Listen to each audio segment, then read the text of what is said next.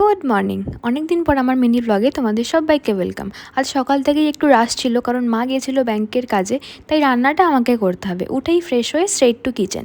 আজ মেনুতে ছিল মিক্সড ফ্রাইড রাইস আর চিলি চিকেন। সেই মতো রাইসের চিংড়ি চিকেন সব রেডি করছিলাম। আর আমি ভাত করতে পারি না, তাই মা আগে থেকেই করে রেখে গেছিলো। আর আমার না চিলি চিকেনগুলোতে বাইরে বেশি কোটিংটা পছন্দ না, তাই ময়দা আমি খুব কম ইউজ করি। তারপর বাকি কাজগুলো করতে করতেই মা চলে এসেছিলো। আর আমার বাবা খুব একটা বাইরের খাবার খেতে চায় না, তাই আমি চেষ্টা করি বাড়িতেই সব কিছু বানাতে। এরপর ছুটেছিলাম স্নান করতে, কারণ পুজো দিতে হবে। তবে নিচে এসে দেখি মাই দিয়ে দিয়েছে, তাই হনুমান চল্লিশাটা আমিই পড়লাম।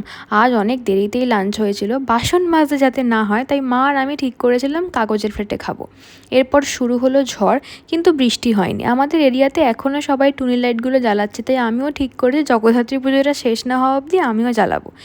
এরপর ঘন্টুর ঘরে গিয়ে চা খেলাম। তারপরই বাবা কালকের অনেক সবজি বাজার এনেছিল, সেগুলোই মা মেয়েতে মিলে কাটা বাছা করলাম। আজ পেটটা ভরা, তাই ডিনারটা তো স্কিপ হবেই, তাই বেসিক একটু স্কিন কেয়ার করে আবার ব্যাক টু মাই বেড। শেষ আজকের দিনটা। Tata. Thanks for watching. By.